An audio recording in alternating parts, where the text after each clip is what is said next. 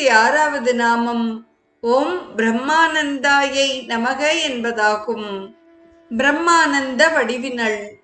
நானே பரம்பொருள், அகம் பிரம்மாஸ்மி என்ற பாவனையால் அடையும் ஆனந்தமாக இருப்பவள்.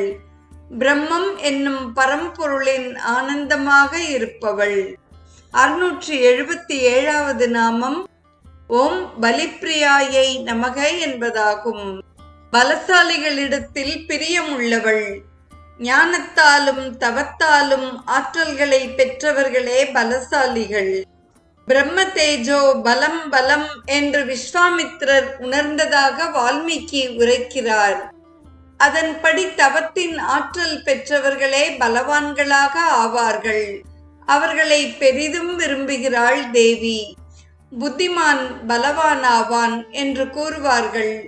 அவ்வகையில் அறிவாற்றல் பெற்ற சான்றோர்களை விரும்புபவள் அம்பிகை.